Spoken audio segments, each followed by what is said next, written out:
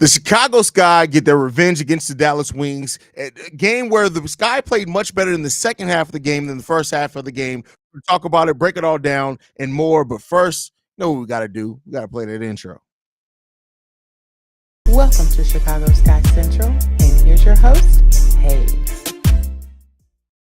What's going on, Sky fans? Welcome to another episode of Chicago Sky Central, your number one spot for everything Chicago Sky related. The Chicago Sky get an 83-74 victory against the Dallas Wings, a game in which they beat the Dallas Wings in the fourth quarter 28-11 to seal this victory. Once again, all starters in double figures. Dana Evans, 12 points. Marina Mabry, 14 points, 8 assists, 9 rebounds, almost a triple-double. Diamond DeShields with 24 minutes played, 16 points, 5 rebounds, 3 assists, 2 steals from her, and 2 blocks. Elizabeth Williams with 12 points, 10 rebounds, 6 steals, 3 assists, 5 blocks, stuff in the stat sheet. And Angel Reese with 11 points, 9 total rebounds, 2 assists, 1 steal. And then Kennedy Carter, we can't overlook her. Just a momentum changer coming off that bench. 12 points in 15 minutes for Kennedy. Stevo, when you look at this game for the Chicago Sky, what's the thing that stood out the most to you in this win? Heart, mental toughness, defense. It was a very especially with the refs. I mean, I gotta bring that up to start with. It was a very frustrating game on our side. I feel like, especially in that first half, they was beating us, but not only that, they was beating us physically, and they were just outclassing us for the most part. And for the most part, with a young team like that, and a young coach, not necessarily young, but young in her tenure as being the head coach, usually it's a lot of panic with that. It's usually a lot of, okay, it is what it is. We probably going to step up next game. No, like you said at halftime, it looked like Coach Spoon went in there and some of the other coach came in there, looked somebody and pointed that in their forehead like, you're playing like shit. Yeah. If we want us to win, you're going to have to play better. And the whole team, for the most part, stepped up. We already knew they shot horrible. Like you said, they were shooting 11% from 3, 22% at half and from the field goal. We knew they wasn't going to have to. They was going to shoot that terrible. And the fact that we was only down 12 going into halftime, I knew if we just stick to our guns, playing defense the way we should, and we do everything behind that, we was going to have a chance too. Angel came in, made some timely rebounds and some timely buckets and some timely free throws. Kennedy Carter came in, switched the whole atmosphere for the guard situation. And Elizabeth being our defensive anchor when we needed the most. Man, mental toughness, heart, and defense is the main reasons why we got this win tonight.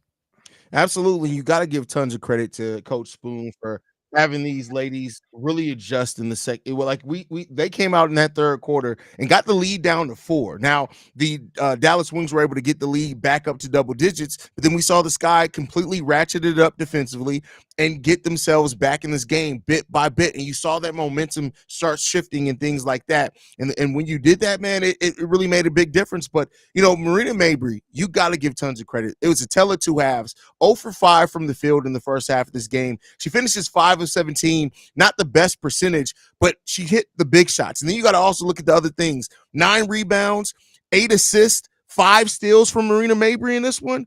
She definitely played a big part in the Sky being able to get back in this game. Most definitely. And like you said, I knew she wasn't going to have a terrible half like she did. She came in aggressive, playing on both sides of the ball. It made shots, timely shots when we needed it. And like you said, she's going to have the ultimate green light of all time. It's about making those shots and doing what we had to do. And she stepped up. These are the games where you want to be the leader of the team, where you want to possibly be an MVP.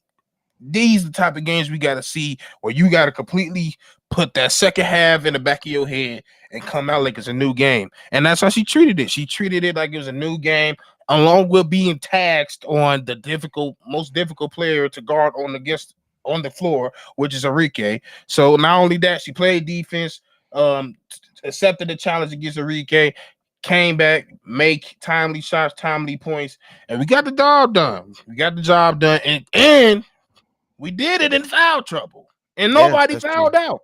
That's true. And when you look at it, a big part of the difference in this game is how much better we contain Tierra McCowan in this game. When you look at the first game against the Dallas Wings, she had 18 points, 13 rebounds, and 3 blocks in 29 minutes of play. And like that, we know she made such a big difference in that game. When you look at this game, she was 2 of 7 from the field with only 4 points. She only had 5 rebounds in this game, 1 steal and only 2 blocks.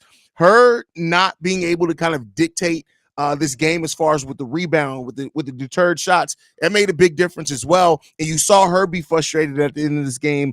Also, they adjusted really well in this game to what the Dallas Wings are doing, and that is a huge sign by Coach Spoon as well. And the energy plays like Angel Reese when she got it was such a momentum changing play when she got that rebound back and put it up, tipped it in with one hand, like those type of things. Yeah, you're going to see highlight reels, but we don't always talk about how much that changes the momentum and polarizes your fans. Well, we're not in the Chicago Stadium, but like takes the breath out of those fans, but also the energy on the bench. And you got to give credit to me, that talks about the culture of this team. Those ladies on the bench, even the ones who were injured but were still out the game, was in every play, was screaming loud, giving each other credit and stuff like that. That is what the camaraderie between a team, that is what you want to see. But I want to spend some time talking about, we'll get into Angel a little bit more, but Kennedy Carter off the bench, bro. I got to throw this question to you. Dana Evans did as well. Much better scoring in the second half. She ends up with 12 points. Kennedy Carter also have 12 points, but she's 6 of 13 from the field. How much longer until Kennedy Carter takes over the starting point guard role, do you think? I'll give her a month. I think the way she's playing, the aggressive she is, the ease she's getting to the lane, and if she just picks up on that scoring that we need, I think it might do. Unless balance, they want to keep her coming off the bench. That's what I said. They want to balance that because it can also, you might not want to put her next to Marina, but then again, because their play is so different, it could possibly work. Kind of why I feel like maybe Dana should possibly come off the bench, because their style, her and Marina's style, is a little bit more similar. So I think Kennedy probably would benefit more being the starter in a couple few, probably in 6 games later from now, and Dana coming off so she can be that. Not only can she get to the hole, but she can stretch the floor as well. So we don't have too many players coming off the bench besides Michaela that can really stretch the floor. Yeah, for sure. But I know everybody wants to hear it, man. How do you feel about Angel Reese and her energy and how she helped change the tide of this game as well, even with only being 3 and 9 from the field? It just shows me she never weighs on her so much if she having a bad game, to the point that it takes her at the game. That's probably my most, as a pro, that's probably one of the last things you learn is how to get through games, how to get through games mentally. And the fact that this game 2, and she just had 2 physical battles and mental wars with this team against 3 Cyclops, I can't ask for nothing more. We didn't want, like I said, everybody's going to try to point to the points like, well, she ain't point to. It don't matter. She made very important key rebounds and timely shots, and she goes to the free throw line at will. That slows the game down. A lot of times in this game, in the third, second quarter, we needed the pace to slow down because we couldn't get to the lane. We couldn't score. And when she's getting to the lane and there's somebody you could throw down there and you know something positive is going to happen, she's doing everything we drafted her to do. Yeah, Angel's playing with a lot of energy, and as she's rounding out her offensive game, she's giving you everything else that she can. The energy plays, momentum changing plays, she's engaged. And I love how, if you look at this, you could tell in the first game, the physicality and the size of the Dallas Wings gave her tons of trouble in that first game. We talked about how she, like, over the second half of that game, really adjusted to it well. She came into this game understanding what she needed to do to really combat that size. And that's a great, like, learning. I always used to talk about it with Derek, and I'm not comparing Angel Reese to Derrick Rose, but if you go back to Derrick Rose's rookie season, he got better every single game and learned something, right? Angel Reese has shown that so far in only 2 games, but she's showing that so far. And as her role increases and things like that, and they trust her a little bit more, I see the sky's the limit for Angel Reese, and I love that she's really standing out. And we talked about, like, this is going to come down to can Angel Reese be who we know that she could be? Once Camilla comes back, that's going to be part of the story as well. But we know we don't have to worry about that for a month right now. But Angel Reese being who everybody needs, wants her, knows that she can be. But on top of that, Marina Mabry needs to play like a star for this team. First half, it wasn't there. Second half, it was there. Got to give Marina Mabry tons of credit as well. Diamond, though. Let's talk a little bit about Diamond Shields in this game, bro. So, 20 minutes played, I think, in the first half of this game. She ends up only playing 3 minutes in the second half. So she's clearly still on that minutes restriction. 24 minutes played, 16 points, 7 of 12 from the field, 3 assists, 5 rebounds, 2 steals from Diamond DeShields. I really feel like once Diamond is fully healthy, she's going to make everything easier on everybody else with the way that she's able to score the ball. How do you feel about that, Steve? It's like we get teased with her. Like she just teasing with us because we like, for one, she's not getting a lot of these points. She's getting a lot of these points in transition, and she's getting it off of defense. She's getting a lot off steals. She's playing the passing lane. She's playing aggressively. She's getting blocks. She's even trailing people to make sure she gets that extra block or deflection that she needs. Diamond, like Gordon just said, she's diamond in the rough. She's literally the most versatile player on this team. I can't wait till she get off this minute restriction, because those times where we really can't score the ball, she's the one that brings it in. I think when we brought her in for the first time in the third quarter, we went on, I want to say, 3 minutes without scoring, and she was the first one to break it because they moved the ball around. She stood in the corner, and she already seen that gap. And as soon as that ball got to her, she took off and got a layup, and that swiveled the whole third quarter for us towards the end. So she's a huge factor. She's a huge factor, and she's not even getting 100% of the game. It's very difficult, especially with a minute restriction, because that's in your head. So it's in your head, like, I don't have that much time. I got to make it work. The fact that she's doing that back-to-back games on minutes restriction, she's tougher than ever now. So we're possibly going to see the best Diamond DeShields we've ever seen. Absolutely. And this is from one of the players who've faced the most adversity of almost anybody in the WNBA. And for her to be able to come back and play the way she's been playing, it's been amazing to see, man. I got to give her tons of credit for all of that. I love Diamond DeShields. I love her energy. It's contagious. When she's playing well, like, it just changes things. But one player that I think I won't say we took necessarily for granted, but like, it's easy to kind of forget her impact on the game. Elizabeth Williams tonight, brother. 32 minutes played, 12 points, 10 rebounds, 3 assists, 5 steals, 5 blocks, only 1 turnover, led the team in box plus minus with plus 19. Angel Reese was second with plus 17. Let's talk a little bit about Elizabeth Williams and how her defensive versatility, as well as the fact she's no slouch offensively either. I think it's when, of course, when you're playing a team like the Dallas Wings with the size that they have, it's kind of for easy to forget how much size and mobility Elizabeth Williams also has. But be on the lookout for her, because E is going to be so special for this guy this season. And she's a great mentor as well for players like Camila Cardoso as well. How do you feel about E, Steve? Hey, every time she come on the conference, start playing easy. Bro, when it comes to her, she's like the big sister. And hear me when I'm going with this. In both of those games, there was a time in that game where I felt like it got a little too physical for us. And she came in the game and was like, y'all not finna sit here and bully my little sister. That's not what's finna happen.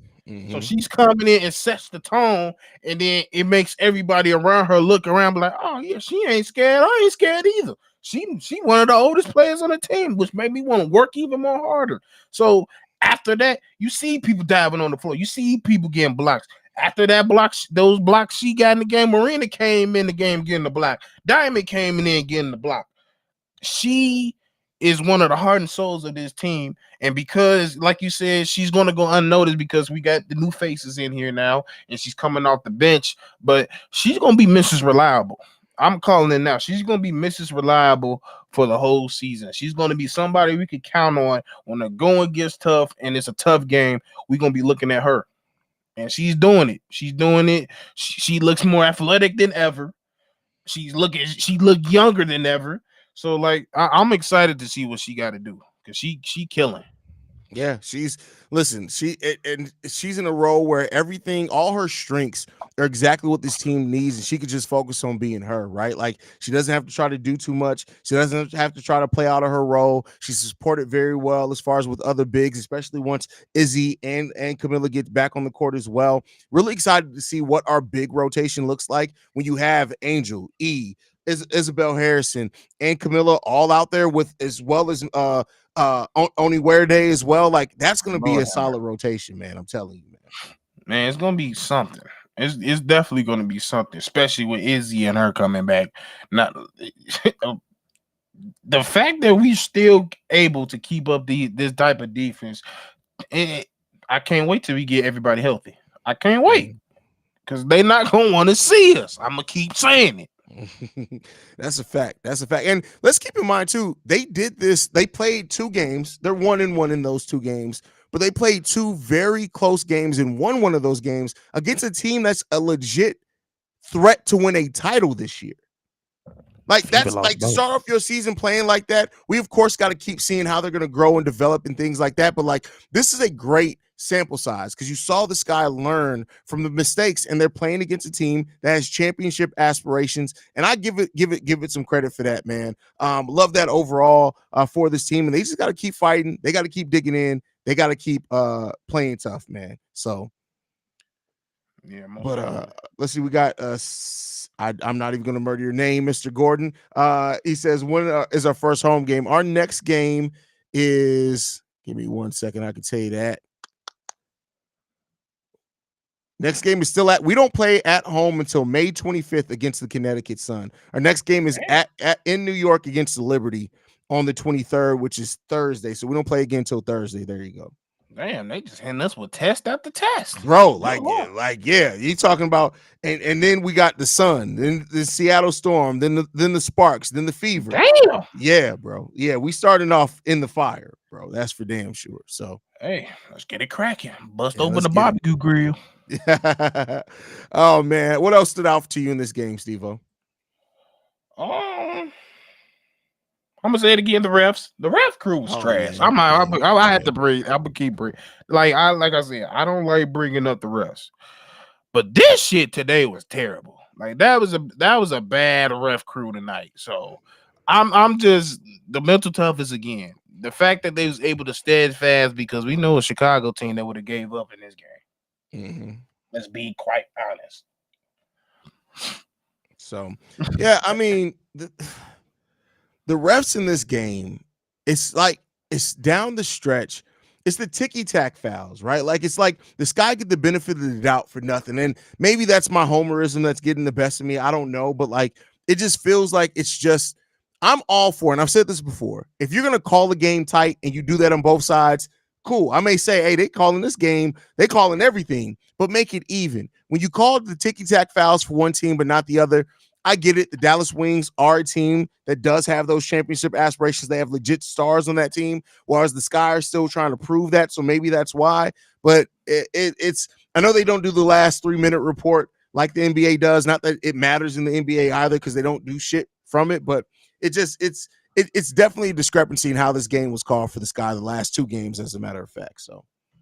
In fact, and a couple of them motherfuckers should have got teched up, but we're gonna let it be because we won. So that's a fact. That's a fact.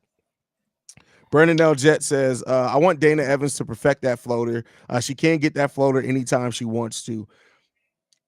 Yeah, Dana, I won't lie to you. Dana, it's not been terrible, but she hasn't ran it as a point guard like I expected her to at the start of the season yet. I really expected her to come in and get in her point guard bag, point guardsmanship. Shout out to Big Dave. And she's really still been playing like that change of pace off the bench guard that she played with last year. And this game, towards the end of the stretch of this game, she made 2 key defensive plays that I got to give her tons of credit for. So it's not like it's all bad, but just on the offensive side of the ball, I expected more kind of actual point guard play, and she's still playing like an off-ball guard to me. How do you feel about that, Stevo?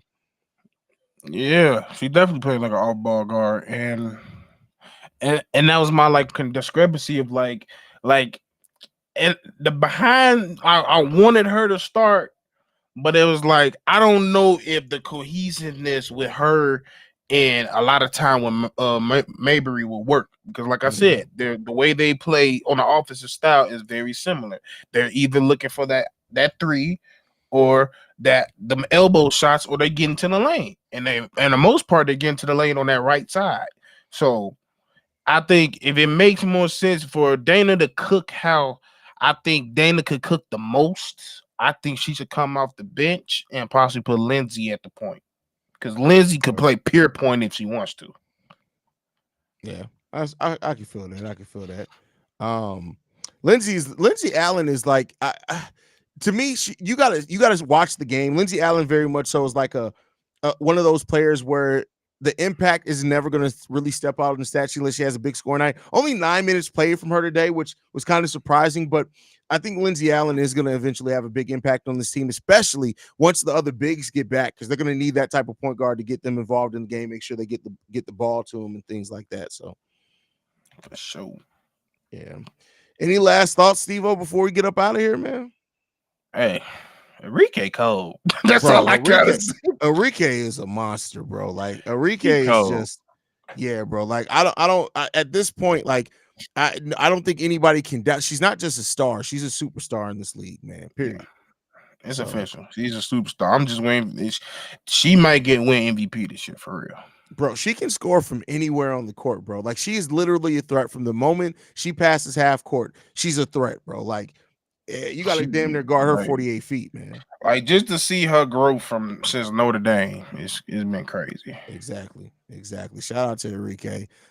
This Dallas Wings team is going to be tough, though. This is going to be a very tough team to watch over the course of this season. Yeah, she's different, though. She's different. Most definitely. Yeah, man. Anything left, Stevo?